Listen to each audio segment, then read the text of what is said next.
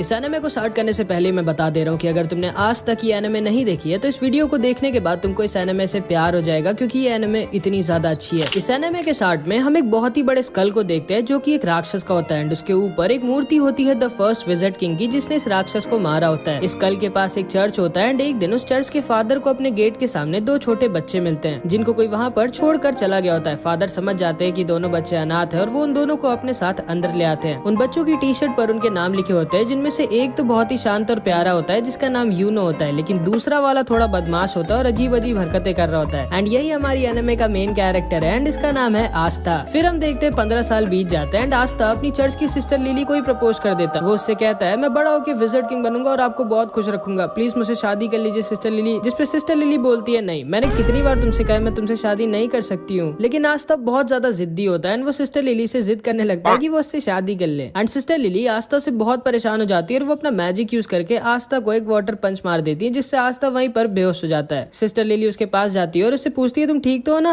And तभी वहाँ पे चर्च के कुछ और बच्चे आ जाते हैं और वो सिस्टर लिली से कहते हैं बिल्कुल सही किया आपने, जब भी आपको परेशान करे इसको एक दो वाटर पंच मार दिया करिए। लेकिन तभी आस्था दोबारा से होश में आ जाता है एंड फिर से सिस्टर लिली के पीछे पड़ जाता है। बट इस बार वहाँ पर यूनो आ जाता है एंड वो आस्था को अपने मैजिक से वहीं पर गिरा देता है। आस्था गुस्से में उठता है और उसके पास भाग के जाके कहता है आखिर तुम हर बार मेरे और सिस्टर लिली के बीच में अपनी टांग क्यों घुसाते हो। जिसपे यूनो आस्था से कहता है देखो, पहले तो तुम बहुत ज्यादा शोर मचाते हो, दूसरा तुम्हारी हाइट बहुत कम है, तीसरा तुम दिमाग से कम हो, और सिस्टर लिली इस चर्च की नन है और नन लोग शादी नहीं कर सकती, तुम्हारे दिमाग में इतना भी नहीं घुसता क्या। जिसपे आस्था बहुत गुस्सा हो जाता है और यूनो से कहता है आजा 1v1, फ्री फायर में नहीं असली फाइट में मतलब। जिसपे आस्था से कहता है नहीं, मुझे टाइम वेस्ट नहीं करना है तुम्हारे साथ 1v1 करके। आस्था बोलता है कि वो डर गए क्या। जिसपे बच्चा जिसका नाम मैक्स होता है ये बोलता है तुम सोच भी कैसे सकते हो कि तुम यूनो को जिंदगी में भी हरा सकते हो। आस्था मैक्स से बोलता है तुम्हारी प्रॉब्लम क्या है बच्चे, मुझसे मैं तुमसे इतना बड़ा हूँ फिर भी तुम मेरी रिस्पेक्ट क्यों नहीं करते कभी। जिसपे मैक्स बोलता है बिल्कुल भी नहीं, मैं किसी ऐसे की रिस्पेक्ट कर ही नहीं सकता जो 15 साल का होने के बाद भी मैजिक नहीं यूज कर सकता। असल में आस्था के पास बिल्कुल भी मैजिक नहीं होता, मतलब आस्था एक ऐसे वर्ल्ड में होता है जहाँ पे मैजिक से ही सब कुछ होता है बिना मैजिक के। मैक्स आस्था से कहता है तुम सोच भी कैसे सकते हो कि तुम बिना मैजिक के यूनो जैसे पावरफुल मैजिशियन को हरा सकते हो। आस्था कहता है अच्छा यूनो अगर इतना ही स्ट्रॉन्ग है तो वो ये कर सकता है क्या। एंड वो बहुत ही तेज स्पीड में क्रंचेस मारने लगता है। असल में आस्था मैजिक तो यूज कर नहीं सकता, इसलिए वो एक्सरसाइज करके अपने आप को फिजिकली बहुत स्ट्रॉन्ग बना लेता है। मैक्स आस्था से कहता है कि तुम क्रंचेस मारकर विजिट किंग नहीं बन सकते, क्योंकि विजिट किंग स्ट्रॉन्गेस्ट मैजिशियन होता है, स्ट्रॉन्गेस्ट बॉडी बिल्डर नहीं। एंड तभी यूनो अपने मैजिक से सिस्टर लिली के कपड़े सुखाने लगता है, जिसको देखने सारे बच्चे भाग के चले जाते हैं। एंड यूनो का भी सपना आस्था की तरह विजिट किंग बनने का होता है। सिस्टर लिली भी यूनो को थैंक यू कहती है उसकी हेल्प करने के लिए, जिसपे आस्था को बहुत जलन होती है एंड वो जल्दी से भाग के लकड़ियां काटने आ जाता है ताकि सिस्टर लिली उसको भी थैंक यू बोले। लेकिन इससे पहले कि वो लकड़ियां काटता है यूनो अपने मैजिक से लकड़ियां भी काट देता है। असल में इसको आस्था के सामने शो ऑफ करना थोड़ा पसंद होता है। मैक्स कहता है मुझे यकीन है अगला विजिट किंग यूनो ही बनेगा, तुम नहीं आस्था। एंड तभी वहाँ पर फादर भी आ जाते हैं एंड वहाँ आकर यूनो की तारीफ करने लगते हैं कि यूनो जरूर इस चर्च का नाम एक दिन रोशन करेगा। आस्था दुखी हो जाता है और कोने में अकेला जाकर बैठ जाता है। तभी उसके पास सिस्टर लिली आती है और उससे कहती है दुखी मत हो आस्था, थोड़े दिनों में तुम्हारी ग्रिमवॉर तुम्हें मिल जाएगी, फिर तुम भी मैजिक यूज कर पाओगे। जिसको सुनकर आस्था खुश हो जाता है और फिर से खड़ा हो जाता है और कहता है आप देखना सिस्टर लिली, मुझे इस दुनिया की बेस्ट ग्रिमवॉर मिलेगी एंड फिर मैं बहुत मेहनत करके सबसे ज्यादा स्ट्रॉन्ग बनूंगा एंड फिर एक दिन मैं विजिट किंग बनूंगा। ग्रिमवॉर असल में एक मैजिकल बुक होती है जिसमें 3 लीफ बनी होती है जो सबको 15 साल की एज पे मिलती है एंड उसको पाने के बाद लोगों का मैजिक बहुत ज्यादा बढ़ जाता है और वो मैजिकल अटैक्स भी यूज कर सकते हैं। आस्था यूनो से कहता है कि जब मुझे मेरी ग्रिमवॉर मिलेगी तब हम दोनों बचपन की तरह साथ में प्रैक्टिस करेंगे और साथ में बहुत स्ट्रॉन्ग बनेंगे। लेकिन यूनो उसे इग्नोर कर वहाँ से चला जाता है, मानो वो आस्था को अपने टक्कर का मानता ही नहीं है। जिसपे आस्था भी बहुत दुखी हो जाता है एंड वो भी वहाँ से चला जाता है। सिस्टर लिली यूनो के पास आती है और उससे कहती है तुम्हें आस्था के साथ ऐसा नहीं करना चाहिए था। जिसपे यूनो कहता है आस्था मेरे रहते कभी भी विजिट किंग नहीं बन सकता। सिस्टर लिली को लगता है कि आस्था क्योंकि बहुत दुखी होकर गया है तो वो मे भी कहीं पर चुपचाप जाके रो रहा होगा, लेकिन हमारा आस्था रोता होता नहीं है, वो यहाँ पर ट्रेनिंग कर रहा होता है और ज्यादा स्ट्रॉन्ग होने के लिए एंड अपने विजिट किंग बनने के सपने को सच करने के लिए। थोड़े दिनों बाद आस्था यूनो और बहुत सारे बच्चे जो 15 साल के हो गए थे वो सब ग्रिमवॉर टावर जाते हैं अपनी अपनी ग्रिमवॉर लेने। आस्था बहुत ज्यादा एक्साइटेड होता है क्योंकि अब वो फाइनली मैजिक यूज कर पाएगा एंड यूनो को टक्कर दे पाएगा। वहाँ पे 2 नोबल फैमिलीज के भी बच्चे आए होते हैं जो आस्था और यूनो का मजाक उड़ा रहे होते हैं क्योंकि वो लोग गरीब होता। तभी वहाँ पर उस ग्रिमवॉर टावर का मास्टर आ जाता है एंड सारे लोगों का वेलकम करता है। आस्था बहुत ज्यादा एक्साइटेड और खुश होता है। फिर ये मास्टर एक मैजिकल स्पेल बोलता है और सारे लोगों के पास अपने आप उनकी ग्रिमवॉर उड़कर जाने लगती है। सारे लोग अपनी अपनी ग्रिमवॉर पाकर बहुत खुश होते हैं, लेकिन आस्था के पास कोई भी ग्रिमवॉर नहीं आती। आस्था बोलता है मेरी ग्रिमवॉर लेट हो गई क्या, मेरी ग्रिमवॉर कहाँ है। जिसपे सारे के सारे लोग उस पर हंसने लगते हैं एंड उसका मजाक बनाने लगते हैं। लेकिन तभी यूनो के पास उसकी ग्रिमवॉर आ जाती है जो कि होती है एक 4 लीफ ग्रिमवॉर जो कि बहुत ही ज्यादा रेयर होती है एंड यही ग्रिमवॉर फर्स्ट विज़र्ड किंग के पास भी होती है, जिसको देखकर सारे के सारे लोग शॉक्ड रह जाते हैं कि आखिर यूनो जो कि नोबल फैमिली का भी नहीं है उसको 4 लीफ ग्रिमवॉर कैसे मिल गई। यूनो उल्टा घूमता है और सबसे कहता है कि वो बनेगा अगला विज़र्ड किंग एंड सारे के सारे लोग उसकी तारीफ करने लगते हैं। लेकिन तभी आस्था खड़ा होता है और यूनो से बोलता है नहीं तुम नहीं, मैं बनूंगा अगला विज़र्ड किंग, जिसपे फिर से सारे के सारे लोग उस पर हंसने लगते हैं एंड उसका मजाक उड़ाने लगते हैं एंड यूनो भी आस्था को वहीं पर इग्नोर करके वहाँ से चला जाता है। इसके बाद आस्था अकेले जंगल में उल्टा लटका होता है और थोड़ा सा दुखी होता है क्योंकि ना तो सिर्फ उसके पास मैजिक है बट अब तो उसको ग्रिमवॉर भी नहीं मिली। लेकिन इतना सब कुछ होने के बाद भी वो गिव अप नहीं करता और वो उठता है और कहता है क्या हुआ अगर मेरे को ग्रिमवॉर नहीं मिली तो मैं तब भी मेहनत करना नहीं छोड़ूंगा एंड एक दिन विज़र्ड किंग जरूर बनूंगा, तुम बस वेट करना यूनो, मैं ही तुम्हारा राइवल हूँ एंड मैं ये तुम्हें प्रूफ करके रहूंगा। लेकिन तभी उसे एक आवाज आती है। इधर हम देखते हैं ये दोनों जलन के मारे यूनो से लड़ने आ जाते हैं एंड उससे कहते हैं आखिर तुम्हारे जैसे गरीब को 4 लीफ ग्रिमवॉर कैसे मिल सकती है एंड हम नोबल्स को नहीं, मैं जला दूंगा तुम्हारी इस ग्रिमवॉर को। एंड वो यूनो के ऊपर एक मैजिकल अटैक यूज कर देता है, लेकिन यूनो बिना अपनी ग्रिमवॉर का यूज किए ही अपने आप को डिफेंड कर लेता है, जिसको देखकर ये दोनों शॉक्ड रह जाते हैं कि आखिर यूनो इतना स्ट्रॉन्ग कैसे है। लेकिन तभी अचानक से कुछ चेन्स आके उन दोनों को पकड़ लेती हैं एंड तभी वहाँ पर एक आदमी आता है जो बोलता है तुम लोग पागल हो क्या जो इतनी रेयर चीज को जलाना चाहते हो। यूनो पूछता है कौन हो तुम, जिसपे ये बताता है मेरा नाम है स्नेक और मुझे वो चीज चाहिए जो तुम्हारे पास है। एंड तभी वो अपने मैजिक से यूनो को भी पकड़ लेता है एंड उसकी 4 लीफ ग्रिमवॉर को भी उससे छीन लेता है। यूनो बोलता है स्नेक मैंने तुम्हारा नाम सुना है, तुम एक बहुत ही स्ट्रॉन्ग और फेमस चोर हो, लेकिन तुम्हें ये तो पता ही होगा कि एक ग्रिमवॉर को केवल उसका ओरिजिनल ओनर ही यूज कर सकता है। जिसपे स्नेक कहता है हाँ मेरे को पता है कि तुम्हारी ग्रिमवॉर को तुम्हारे बिना कोई यूज नहीं कर सकता, लेकिन ब्लैक मार्केट में इस 4 लीफ ग्रिमवॉर के मेरे को बहुत पैसे मिलेंगे एंड इसीलिए मैं तुम्हारी ग्रिमवॉर चुरा रहा हूँ और माफ करना तुम्हारा विज़र्ड किंग बनने का सपना यहीं पर खत्म होता है। एंड तभी वहाँ पर हमारा आस्था आ जाता है एंड आते ही गिर के अपनी बेइज्जती करा लेता है, लेकिन फिर भी वो खड़ा होता है और बोलता है क्या हो रहा है यहाँ और तुम्हारे पास 2-2 ग्रिमवॉर कैसे है। यूनो बोलता है उनमें से एक मेरी और यहाँ से जल्दी से भाग जाओ, ये बहुत स्ट्रॉन्ग है। तब आस्था सारा का सारा खेल समझ जाता है एंड वो स्नेक से कहता है चुपचाप यूनो की ग्रिमवॉर वापस कर दो, जिसपे स्नेक उससे कहता है तुम तो वही लूजर हो ना जिसको एक भी ग्रिमवॉर नहीं मिली। एंड ये कहकर वो उस पर हंसने लगता है। आस्था कहता है हाँ मैं वही हूँ जिसको कोई ग्रिमवॉर नहीं मिली, लेकिन मैं वो भी हूँ जो एक दिन विज़र्ड किंग बनेगा। एंड ये कह के आस्था स्नेक की तरफ भागता है। यूनो कहता है नहीं उससे मत लड़ना आस्था। स्नेक अपने मैजिक से आस्था पर अटैक करता है, लेकिन आस्था उसके अटैक को डॉज करके उसके पीछे आ जाता है एंड वो बस उसको एक पंच मारने वाला होता है, लेकिन तभी स्नेक की चेन्स उसको पकड़ लेती हैं एंड फिर स्नेक अपने मैजिक से आस्था को बहुत ज्यादा इंजर्ड कर देता है। आस्था मन में सोचता है कि ये तो बस एक चोर है, फिर ये इतना स्ट्रॉन्ग कैसे है, और अगर एक चोर इतना स्ट्रॉन्ग है तो फिर विज़र्ड किंग कितना स्ट्रॉन्ग होगा। एंड फिर स्नेक उसको पीछे की दीवार पर लड़ा देता है एंड उसके पास जाकर बोलता है अपनी आंखें खोलो बच्चे, तुम मुझे 100 जन्मों में भी नहीं हरा सकते। आस्था मन में सोचता है कि ये सही तो कह रहा है, मैं चाहे जितना भी अपनी बॉडी को ट्रेन करके स्ट्रॉन्ग बना लूं, लेकिन मैं इसको भी नहीं हरा सकता। स्नेक आस्था के ऊपर हंसता है और बोलता है अपनी चेन से मैं किसी के अंदर कितना मैजिक है ये नाप सकता हूँ, और तुम्हारे अंदर एक बूंद मैजिक भी नहीं है एंड इसीलिए तुम्हारे पास कोई ग्रिमवॉर नहीं आई, क्योंकि ग्रिमवॉर मैजिक को बढ़ाती है और तुम्हारे पास तो मैजिक है ही नहीं। तुम विज़र्ड किंग तो क्या, तुम कोई नॉर्मल सी जॉब भी नहीं कर सकते। शर्म करो अपनी जिंदगी पर, तुम एक बहुत ही बड़े लूजर हो। जिसको सुनकर आस्था अंदर से टूट जाता है और वो सोचने लगता है कि ये एकदम सही तो कह रहा है, मेरे अंदर ना तो मैजिक है और ना ही मेरे पास अब एक ग्रिमवॉर है, फिर आखिर मैं कैसे विज़र्ड किंग बन सकता हूँ जो कि पूरी दुनिया का सबसे स्ट्रॉन्गेस्ट मैजिशियन होता है। एंड जिंदगी में पहली बार आस्था गिव अप करने वाला होता है, लेकिन तभी यूनो चिल्लाकर बोलता है नहीं, मैं जानता हूँ आस्था विज़र्ड किंग नहीं बनेगा, क्योंकि अगला विज़र्ड किंग तो मैं ही बनूंगा, लेकिन आस्था कोई लूजर नहीं है, वो मेरा राइवल है एंड उसके अंदर भी एक मैजिकल पावर है एंड वो है कभी भी गिव अप ना करना। एंड इसको सुनते ही आस्था के अंदर मानो दोबारा से जान आ जाती है। वो स्नेक से कहता है दूर हट मुझसे। स्नेक उससे दूर हट जाता है एंड आस्था के पास से एक अजीब सी एनर्जी आने लगती है। आस्था यूनो से कहता है चिंता मत करो यूनो, मैं इस आदमी को तुम्हारी ग्रिमवॉर नहीं ले जाने दूंगा, चाहे उसके लिए मुझे मरना ही क्यों ना पड़े। एंड तभी आस्था के पास उसकी खुद की ग्रिमवॉर उड़कर आ जाती है, जो कि कोई नॉर्मल ग्रिमवॉर नहीं बल्कि एक 5 लीफ ग्रिमवॉर होती है, जो पूरी की पूरी दुनिया में सिर्फ एक ही है, मतलब यूनो से भी ज्यादा रेयर ग्रिमवॉर। दुनिया में 3 तरह की ग्रिमवॉर्स होती है। 3 लीफ ग्रिमवॉर जिसमें मैजिकल पावर्स होती है एंड ये बहुत कॉमन होती है। 4 लीफ ग्रिमवॉर जो कि बहुत रेयर होती है एंड इसमें मैजिकल पावर्स के साथ गुड लक भी होता है। एंड लास्ट में है 5 लीफ ग्रिमवॉर जो कि पूरी दुनिया में सिर्फ एक ही है एंड इसके अंदर एक डीमन होता है। एंड आस्था को फाइनली उसकी 5 लीफ ग्रिमवॉर मिल जाती है। यूनो आस्था को देखकर स्माइल करता है और बोलता है मुझे पता था आस्था, तुम वो जो इम्पॉसिबल को भी पॉसिबल कर सकता है, जैसे तुमने बचपन में किया था। एंड फिर हम इन दोनों का बचपन देखते हैं कि कैसे यूनो स्टार्टिंग में बहुत ही रोथुड़ू था और छोटी छोटी बात पर रोता रहता था एंड आस्था स्टार्टिंग से ही उसकी मदद करता रहता था और एकदम उसके बड़े भाई की तरह उसको प्रोटेक्ट करता था। फिर एक दिन बचपन में सिस्टर लिली आस्था और यूनो को पहले विज़र्ड किंग की स्टोरी सुनाती है कि कैसे एक बार पूरी दुनिया पर एक बहुत ही बड़े और ताकतवर राक्षस ने हमला कर दिया था और हर जगह तबाही मचा दी थी। हर तरफ बस दुख ही दुख फैल गया था, लेकिन तभी अचानक से एक लड़का वहाँ वहाँ आ जाता है और उन सबको बचा लेता है। एंड उसके पास एक 4 लीफ ग्रिमवॉर होती है एंड उसकी और उस राक्षस की बहुत दिनों तक लड़ाई होती है, लेकिन आखिरी में वो लड़का उस राक्षस को हरा देता है और दोबारा से दुनिया में सुख और शांति ले आता है। एंड वही बनता है फर्स्ट विज़ार्ड किंग, पूरी दुनिया का सबसे स्ट्रॉन्गेस्ट मैजिशियन। एंड इसी स्टोरी को सुनने के बाद आस्था और यूनो डिसाइड करते हैं कि वो दोनों भी बड़े होकर विज़ार्ड किंग बनेंगे। शाम को फादर आकर यूनो को एक लेटर देते हैं और उससे कहते हैं उस लेटर को विलेज के बाहर एक आदमी तक पहुँचाने के लिए। आस्था कहता है लो मैं चला जाता हूँ, लेकिन यूनो उसे मना कर देता है और कहता है नहीं, वो अकेला जाएगा। यूनो अकेला उस आदमी के पास पहुँच जाता है और उसे वो लेटर दे देता है। काफी रात हो चुकी होती है और आस्था को यूनो की चिंता होने लगती है। एंड फिर वापस लौटते वक्त यूनो को एक बड़ा सा आदमी घेर लेता है और वो उसका पेंडेंट उससे जबरदस्ती छीन लेता है। यूनो उससे कहता है प्लीज मुझे वो वापस कर दो, वो मेरे पेरेंट्स की आखिरी निशानी है। जिसपे हंसता और बोलता है चुपचाप यहाँ से भाग जाओ बच्चे, वरना मुझे तुम्हें जान से मारना पड़ेगा। जिसको सुनकर यूनो डर जाता है और रोने लगता है और सोचता है कि अब वो कुछ नहीं कर सकता। लेकिन तभी वहाँ पर आस्था आ जाता है एंड उस आदमी को पकड़ लेता है। यह आदमी आस्था को मारकर दूर फेंक देता है, लेकिन आस्था फिर से जाकर उसको पकड़ लेता है और जोर जोर से चिल्ला रहा होता है। यूनो बस आस्था को देख रहा होता है और सोच रहा होता है कि आखिर जब आस्था जानता है कि वो इस आदमी को नहीं हरा सकता, फिर वो लड़ क्यों रहा इससे। आस्था को ये आदमी बहुत ज्यादा इंजर्ड कर देता है, लेकिन फिर भी आस्था गिव अप नहीं करता और उसको पकड़े रहता है और जोर जोर से चिल्ला रहा होता है कि यूनो का पेंडेंट वापस कर। ये आदमी समझ जाता है कि ये बच्चा कोई नॉर्मल बच्चा नहीं है एंड वो उस पेंडेंट को वहीं पर छोड़कर चला जाता है एंड आस्था वहीं पर गिर जाता है। यूनो उसके पास आकर रोते हुए बोलता है मुझे माफ करना, मेरी वजह से तुम्हें इतनी मार पड़ी। जिसपे आस्था उससे कहता है तुम चिंता मत करो, मैं हमेशा तुम्हारे साथ रहूंगा और तुम्हें प्रोटेक्ट करूंगा एंड एक दिन मैं बनूंगा विज़ार्ड किंग और तुम्हें और चर्च के सारे लोगों को खुश और सेफ रखूंगा। और इधर हम देखते हैं आस्था की ग्रिमवॉर से एक अजीब सी तलवार निकलती है और स्नेक बोलता है अचानक से तुम्हारे पास एक ग्रिमवॉर कहाँ से आ गई, ये क्या हो रहा है। एंड वो आस्था के ऊपर दोबारा से अटैक कर देता है, लेकिन आस्था अपनी स्वॉर्ड यूज करता है एंड स्नेक की मैजिकल चेंज गायब हो जाती है। स्नेक बोलता है कि ये कैसे किया तुमने, आखिर हो कौन तुम। जिसपे आस्था बोलता है मैं वो हूँ जो एक दिन बनेगा विज़ार्ड किंग। एंड ये कहकर आस्था स्नेक के ऊपर अटैक कर देता है एंड स्नेक की एक बार में बैंड बजा देता है और उसको हरा देता है। यूनो उसे देखकर हंस रहा होता है और आस्था उसके पास आकर बोलता है ये देखो यूनो, मेरे को फाइनली मेरी ग्रिमवॉर मिल गई। यूनो आस्था से बोलता है तो तुमने मुझे एक और बार बचा लिया आस्था, तुम्हें याद है ना वो प्रॉमिस जो हमने बचपन में किया। बचपन में जब यूनो आस्था की बात सुनता है तो वो पूछता है कि क्या मैं विज़ार्ड किंग बन सकता हूँ जबकि मैं इतना वीक हूँ। जिसपे आस्था यूनो से कहता है हाँ, अगर तुम बहुत मेहनत करोगे और कभी भी गिव अप नहीं करोगे तो तुम क्या कोई भी विज़ार्ड किंग बन सकता है। जिसको सुनकर यूनो खड़ा होता है और बोलता है ठीक है, मैंने भी डिसाइड कर लिया है कि आज के बाद मैं कभी भी नहीं रहूंगा एंड मैं बहुत मेहनत कर एक दिन विज़ार्ड किंग बनूंगा और तुमको और चर्च के सारे लोगों को खुश रखूंगा। जिसपे आस्था यूनो से कहता है इसका मतलब है कि अब हम दोनों राइवल्स हैं। एंड वो दोनों एक दूसरे से प्रॉमिस करते हैं कि वो दोनों बहुत मेहनत करेंगे एंड एक दिन विज़ार्ड किंग बनेंगे। आस्था यूनो से कहता है हाँ मुझे याद है एंड मुझे लगा था कि तुम भूल गए होगे। एंड फिर वो दोनों फिर से बचपन की तरह दोबारा से एक दूसरे से शर्त लगाते हैं ये देखने के लिए कि पहले विज़ार्ड किंग कौन बनेगा। इसके बाद हम अभी के विज़ार्ड किंग की झलक देखते हैं एंड उन 9 मैजिक नाइट्स को देखते हैं जो किंगडम में विज़ार्ड किंग के बाद सबसे ज्यादा स्ट्रॉन्ग मैजिशियंस होते हैं और इनका काम होता है किंगडम में पीस और ऑर्डर मेंटेन करके रखना। एंड इन सब की एक स्क्वाड होती है जिसको ज्वाइन करने के लिए बच्चों को एक एंट्रेंस एग्जाम देना होता है और उसी एग्जाम के लिए आस्था और यूनो दोनों ट्रेनिंग कर रहे होते हैं। इधर हम देखते हैं फादर और सिस्टर लिली ग्रिमवॉर टावर के मास्टर के पास जाते हैं एंड फादर मास्टर से पूछता है कि आखिर एंट्रेंस एग्जाम के लिए उसने यूनो के साथ आस्था का भी नाम क्यों दिया, जबकि आस्था तो उस टेस्ट में पास हो भी नहीं सकता। जिसपे मास्टर उससे कहता है कि आस्था ने मुझे उसकी ग्रिमवॉर दिखाई थी और मुझसे बहुत रिक्वेस्ट किया था कि उसको एंट्रेंस एग्जाम में भेज दे, तो इसीलिए मैंने भेज दिया। फादर मास्टर से पूछते हैं कि आखिर जो ग्रिमवॉर आस्था के पास आई है वो है क्या और वो असलियत में ग्रिमवॉर है भी कि नहीं। जिसपे मास्टर उसे बताता है मैं तुम्हें ज्यादा तो नहीं बता सकता, लेकिन हाँ उस ग्रिमवॉर की वजह से आस्था को फ्यूचर में एक बहुत बड़ी लड़ाई लड़नी होगी। फादर मास्टर से रिक्वेस्ट करने लगता है कि आस्था बहुत वीक है और उसके पास मैजिक भी नहीं है तो उसको एंट्रेंस एग्जाम में ना भेजे। जिसपे मास्टर उससे कहते हैं कि कहीं ऐसा तो नहीं कि तुम आस्था को इसलिए नहीं भेजना चाहते क्योंकि अगर वो पास हो गया तो वो यहाँ से चला जाएगा और तुम्हें उसकी याद आएगी। जिसपे फादर थोड़ा सा शर्मा जाता है और बहाने बनाने लगता है एंड सिस्टर लिली भी समझ जाती है कि फादर आस्था को सीक्रेटली बहुत प्यार करते हैं। इधर हम देखते हैं आस्था और यूनो रेस लगाते हुए चर्च वापस आ रहे होते हैं और उन दोनों के बीच में टाई हो जाता है। आस्था पूछता है जल्दी बताओ कौन जीता। मैक्स बोलता है यूनो जीता है। आस्था कहता है अभी रेस खत्म नहीं हुई है, जो चर्च के अंदर पहले घुसेगा वो जीतेगा। और आस्था चर्च के अंदर घुसने वाला होता है, लेकिन तभी यूनो उसे अपने मैजिक से उड़ाकर दूर फेंक देता है और रेस को जीत जाता है। रात में सोते वक्त आस्था सपने में भी यही बोल रहा होता है कि वो एक दिन विज़ार्ड किंग बनेगा। भाई ये पागल होता है विज़ार्ड किंग बनने के लिए। जिसको सुनकर मैक्स आस्था पर गुस्सा हो जाता है। अगले दिन आस्था फिर से ट्रेनिंग कर रहा होता है और उसके पास मैक्स आ जाता है। आस्था पूछता है क्या हुआ। मैक्स बोलता है तुम बेवकूफ हो। जिसपे आस्था उस पर गुस्सा हो जाता है और बोलता है ये बोलने के लिए तुम चर्च से इतनी दूर मेरे पास आए हो। मैक्स उसे बोलता है कि तुम्हारे पास तो मैजिक भी नहीं है, तुम सोच भी कैसे सकते हो कि तुम मैजिक नाइट एग्जाम में पास होगे। आस्था बोलता है अब तो मेरे पास मेरी ग्रिमवॉर है एंड अब तो मैं जरूर से मैजिक नाइट एग्जाम में पास होऊंगा और एक दिन विज़ार्ड। लेकिन तभी उसको मैक्स बीच में रोक देता है और कहता है चुप रहो, जब देखो तब विज़ार्ड